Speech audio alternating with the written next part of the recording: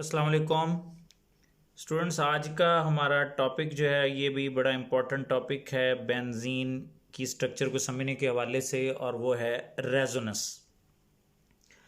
Resonance क्या चीज़ है, इस पे ज़रा थोड़ी सी पहले मैं आपको इब्तदाई मालूमात जो है वो प्रोवाइड कर दूँ, दैन किताब वाले तरीके से भी हम इंशाल्लाह फिर उसको समझ लेंगे कि किताब में किस मेथड से उसको एक्सप्लेन किया गया है।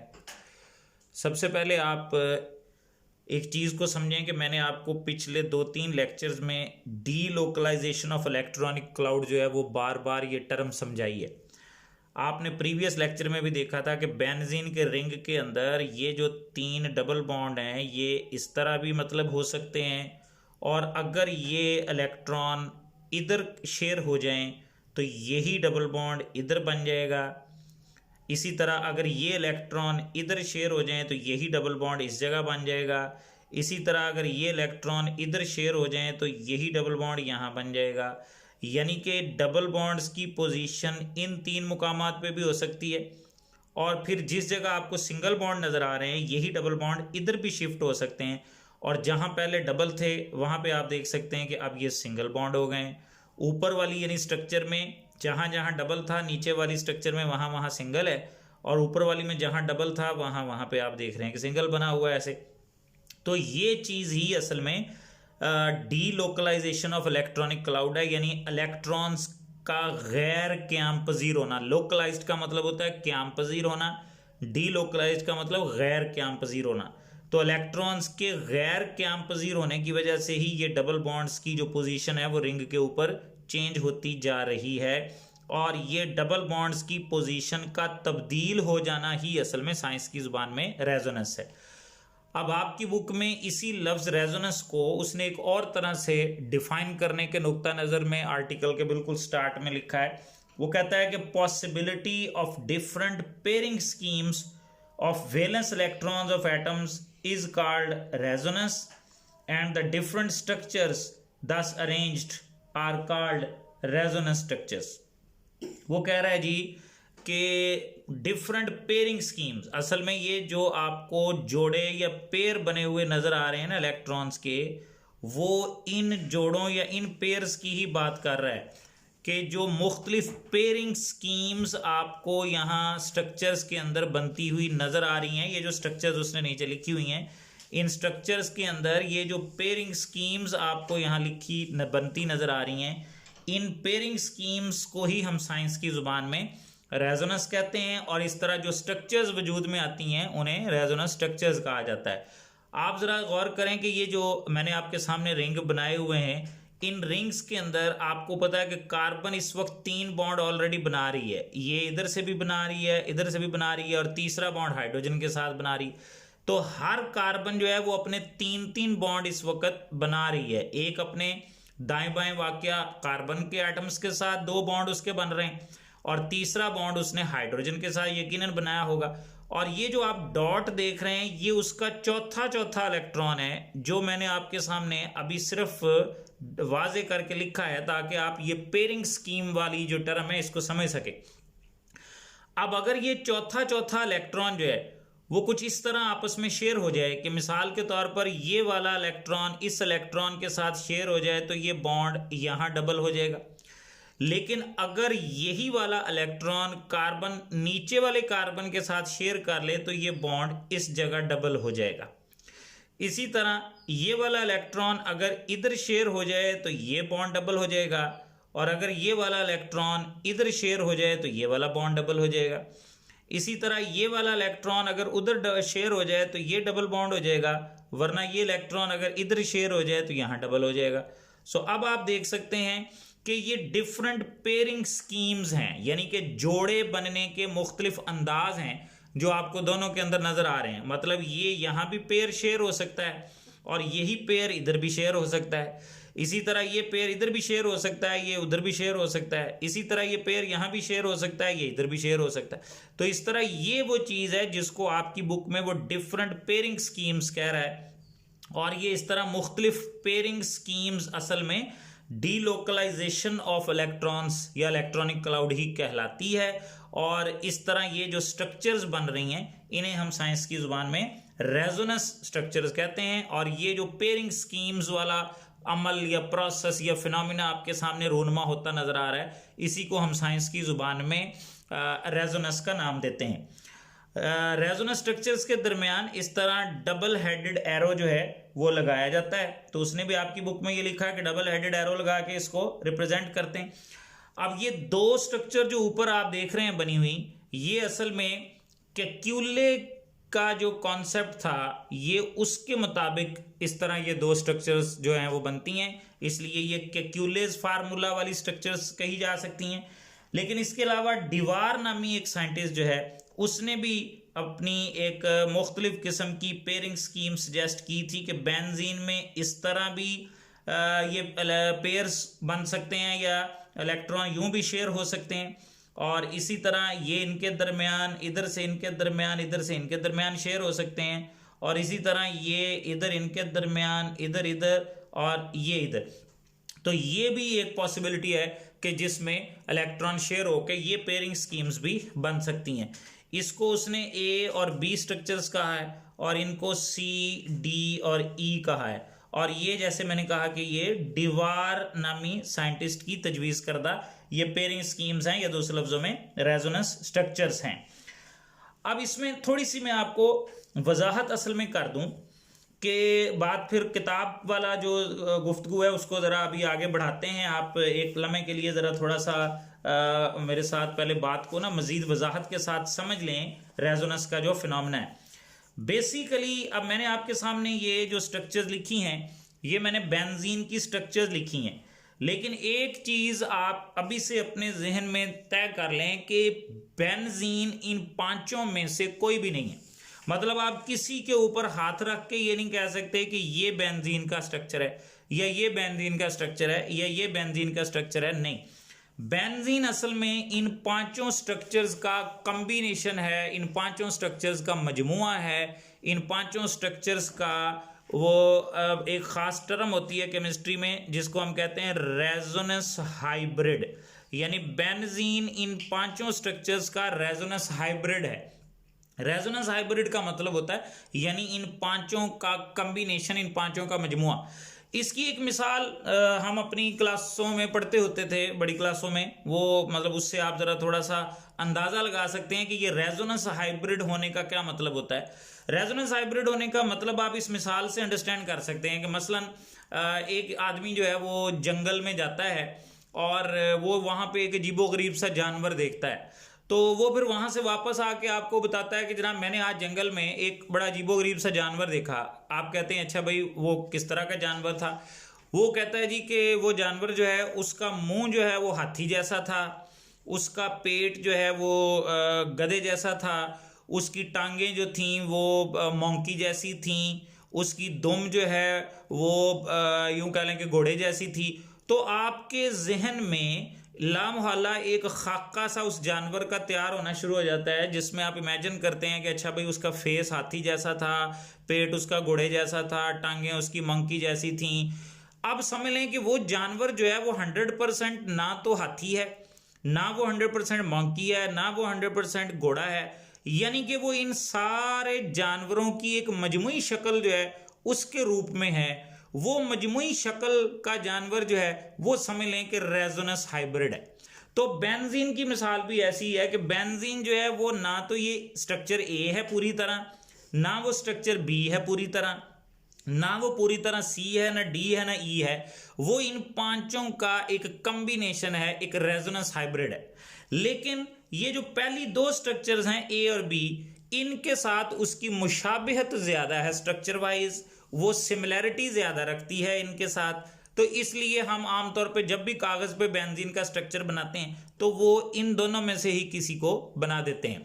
इसीलिए आपकी बुक में तो खैर उसने ये चीज नहीं लिखी, लेकिन बड़ी क्लासों में वो बताता है कि बेंजीन का ये जो रेजोनेंस हाइब्रिड इन पांचों ने मिलकर बनाना है, उस रेजोनेंस हाइब्रिड को बनाने में ये 80% हिस्सा, ये कंट्रीब्यूशन जो है ये पहली दो स्ट्रक्चर्स का है, जबकि ये जो बाकी तीनों हैं ये तकरीबन 7% कंट्रीब्यूट करती हैं, हिस्सा डालती हैं बेंजीन का रेजोनेंस हाइब्रिड बनाने में। इसलिए हम केमिस्ट्री की जुबान में ये जो ऊपर वाली दोनों हैं जिनका 80% रोल है, इनको मेजर कंट्रीब्यूटिंग स्ट्रक्चर्स या मेजर कंट्रीब्यूटर्स कहते हैं। और ये जो नीचे वाली 3 हैं, इनको हम माइनर कंट्रीब्यूटिंग स्ट्रक्चर्स या माइनर कंट्रीब्यूटर्स कहते हैं। ये जो दीवार की तजवीज़ करदा 3 स्ट्रक्चर्स है ना जी, ये नीचे वाली, इन्हीं को केमिस्ट्री की जुबान में पैरा बॉन्ड स्ट्रक्चर्स भी कह देते हैं। तो बहरहाल ये लफ्ज़ भी अब आपकी बुक में कहीं लिखा तो नहीं हुआ, लेकिन इनको पैरा बॉन्ड स्ट्रक्चर जो है वो कह देते हैं। अब रेजोनेंस जो है ये एक बड़ा वसी, यानी कि यूं कह लें कि प्रोसेस है, एक इल्म है, और उसके बारे में आपकी बुक में ज़्यादा तफसील से उसने लिखा नहीं हुआ। इसके बाकायदा रूल्स होते हैं कि कौन सा कंपाउंड रेजोनेंस शो करता है, किस कंडीशन के तहत करता है, वो कर भी सकेगा या नहीं भी कर सकेगा। तो इन सारी चीज़ों को एक्सप्लेन करने के हवाले से उसने यहाँ पे कोई तफसीली बात नहीं की। हाँ, एक रेजोनेंस का बड़ा इंपॉर्टेंट रूल होता है, वो रूल जो है वो यहाँ थोड़ा सा मुख्तसरन उसने जिक्र किया है। रेजोनेंस का एक रूल ये है कि जिस मॉलिक्यूल के लिए या जिस कंपाउंड के लिए जितनी ज्यादा रेजोनेंस स्ट्रक्चर्स लिखी जा सकती हो, तजवीज़ की जा सकती हो, उतना ही उस कंपाउंड को स्टेबल समझा जाएगा। तो उस लिहाज से आप यहां देख सकते हैं कि यहां पे 5 रेजोनेंस स्ट्रक्चर्स या 5 कंट्रीब्यूटिंग स्ट्रक्चर्स बेंजीन के लिए आपको लिखी नजर आ रही हैं। तो इसी वजह से उसने भी आपकी बुक में लिखा है कि मॉलिक्यूल बेंजीन का जो है वो केमिकली क्वाइट स्टेबल, कि वो केमिकली बड़ा स्टेबल समझा जाएगा क्योंकि उसकी इतनी सारी कंट्रीब्यूटिंग स्ट्रक्चर्स जो हैं वो बनती हैं। अच्छा, अब सवाल ये है कि ये जो दीवार की तजवीज़ करदा स्ट्रक्चर्स हैं, ये माइनर कंट्रीब्यूटर्स क्यों है, मतलब इनमें क्या खराबी है कि जिसकी वजह से बेंजीन की असल स्ट्रक्चर बनाने में या वो रेजोनेंस हाइब्रिड तजवीज़ करने में इनका रोल जो है वो इतना कम है, जस्ट 7%। तो उसकी रीज़न ये है कि वो कहता है कि असल में ये जो कार्बन एटम्स ऑपोजिट पोजीशंस पे आपको नजर आ रहे हैं। मतलब जैसे अब आप इसमें नोट करेंगे कि जब भी केमिस्ट्री में ऐसे आपको नंबरिंग की नजर आएगी तो वो अमूमन ऊपर टॉप से शुरू होके क्लॉकवाइज इस तरह आगे को बढ़ के हम बेंजीन के रिंग पे यूं नंबरिंग करते हैं। तो वो कहता है कि आप यहाँ पे देख सकते हैं कि कार्बन 1 और 4 के दरमियान जो बॉन्ड है, और इसी तरह जो कार्बन 3 और 6 के दरमियान जो बॉन्ड है, और इसी तरह ये जो कार्बन 2 और 5 के दरमियान बॉन्ड है, ये बॉन्ड जो हैं ये लार्जर डिस्टेंस पे हैं बनिस्बत किनके, बनिस्बत ये जो 7-7 वाले बॉन्ड हैं, पोजीशन 1-2 के दरमियान जो बॉन्ड, 2-3 के दरमियान, जो 3-4 के दरमियान, 4-5 के दरमियान, 5-6 के दरमियान और 6-1 के दरमियान जो बॉन्ड है, उसके मुकाबले में ये जो आमने सामने वाले एटम्स के दरमियान ऐसे बॉन्ड बने नजर आ रहे हैं आपको, ये 1-4 के दरमियान, 2-5 के दरमियान, 3-6 के दरमियान, वो कहता है ये जो है ये एट लार्जर डिस्टेंस है, मतलब कि इनकी बॉन्ड लेंथ जो है वो बहुत ज्यादा है, और ये नॉट फेवरेबल एनर्जेटिकली, और ये 1-4, 2-5 और 3-6 वाले बॉन्ड जो हैं ये एनर्जेटिकली फेवरेबल नहीं है। मतलब कि एनर्जी पॉइंट ऑफ व्यू से इतनी दूर से इन एटमों के दरमियान बॉन्ड का बनना ये इतना कुछ साजगार नहीं होता, क्योंकि ये एक मजबूत बॉन्ड नहीं होगा। आपको पता ही है कि आप वीबीटी के कॉन्सेप्ट के मुताबिक ये बात जानते हैं कि shorter the bond stronger it is, कि जितना बॉन्ड शॉर्ट होगा उतना वो ज्यादा स्ट्रांग होगा।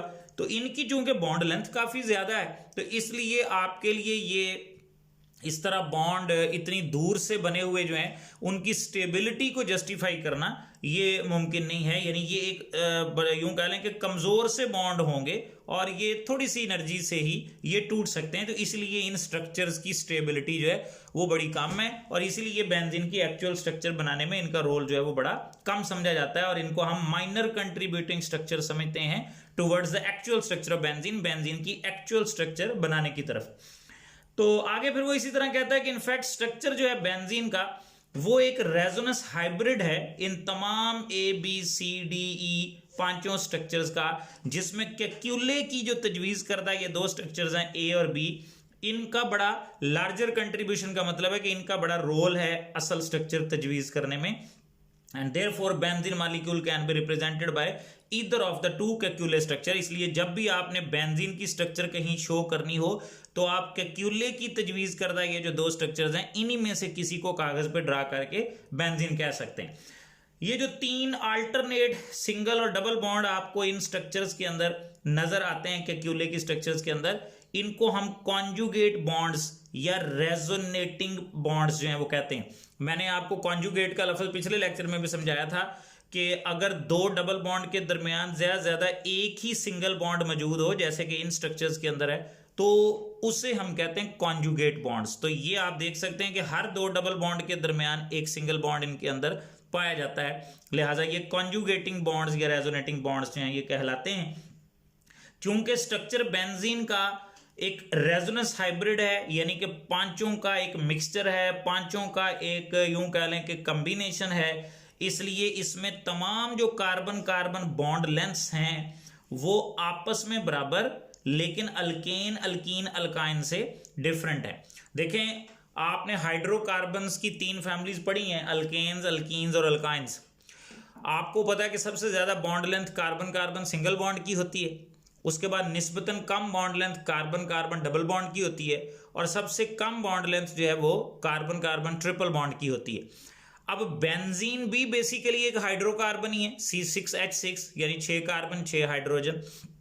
अब उस हिसाब से देखा जाए तो इसमें ये जो कार्बन कार्बन सिंगल बॉन्ड आपको तीन नजर आ रहे हैं, इनकी बॉन्ड लेंथ ज्यादा होनी चाहिए, और उसके मुकाबले में ये जो डबल बॉन्ड तीन नजर आ रहे हैं, इनकी बॉन्ड लेंथ जो है वो सिंगल बॉन्ड के मुकाबले में कम होनी चाहिए। लेकिन आप नोट करेंगे कि बेंजीन में यही चीज इसको डिफरेंट करती है बाकी हाइड्रोकार्बन फैमिली से, कि इसमें जितनी डबल बॉन्ड की बॉन्ड लेंथ है, सिंगल बॉन्ड की भी उतनी है। यानी ये जो 1 2 3 4 5 6 मुकामात पे ये जो बॉन्ड नजर आ रहे हैं बने हुए आपको, 3 सिंगल 3 डबल, ये सारे एक ही लंबाई के हैं। ये चीज भी यहां से प्रूव करती है कि बेंजीन जो है ये एक आम सादा अल्कीन फैमिली के कंपाउंड्स की तरह का कंपाउंड नहीं है, और कोई ऐसी चीज है जो उसको आम सादा अल्कीन्स से डिफरेंट करती है, और वो असल में यही रेजोनेंस फिनोमेना या डीलोकलाइजेशन ऑफ इलेक्ट्रॉनिक क्लाउड ही है, जिसकी वजह से बेंजीन को एक आम सादा अल्कीन कंपाउंड की तरह का कंपाउंड नहीं समझा जा सकता। अब आप देख सकते हैं कि उसने आपकी बुक में बॉन्ड लेंथ्स भी तीनों की कंपेयर करके दी हुई हैं, कि सिंगल बॉन्ड की वैसे जो बॉन्ड लेंथ है वो 1.54 एंगस्ट्रम होती है, डबल बॉन्ड की 1.34 होती है, ट्रिपल बॉन्ड की 1.20 होती है, और बेंजीन के तमाम ये जो बॉन्ड्स हैं, चाहे वो डबल हैं चाहे वो सिंगल हैं, सब के सब बॉन्ड जो हैं वो एक ही लंबाई के हैं, 1.397 एंगस्ट्रम। ये वैल्यू जो है बॉन्ड लेंथ की बेंजीन की, वो कहता है कि ये इंटरमीडिएट है। इंटरमीडिएट का मतलब यानी ये वैल्यू दरमियान में है, किसके? अल्केन्स और अल्कीन्स के। मतलब ना तो पूरी तरह अल्केन जितनी है, मतलब अल्केन की 1.54 होती है और अल्कीन की 1.34 होती है, जबकि बेंजीन की 1.39 है। तो इसका मतलब है कि ये इन दोनों वैल्यूज के बीच में ये वैल्यू आ जाती है 1.39 जो है, तो इंटरमीडिएट वैल्यू है अल्केन और अल्कीन के।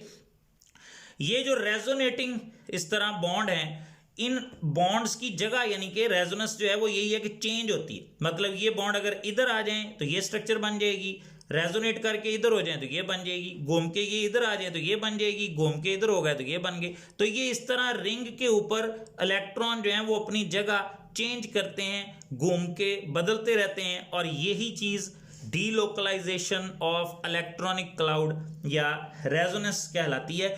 और इसी वजह से घूमते हुए ये जो बॉन्ड्स हैं, इनको बेंजीन की स्ट्रक्चर के अंदर ऐसे गोल दायरा या सर्कल लगा के रिप्रेजेंट किया जाता है। और अब आपको यकीनन समझ आ गई होगी कि ये गोल दायरा असल में इन घूमते हुए बॉन्ड्स को या रेजोनेंस को ही रिप्रेजेंट जो है वो करता है।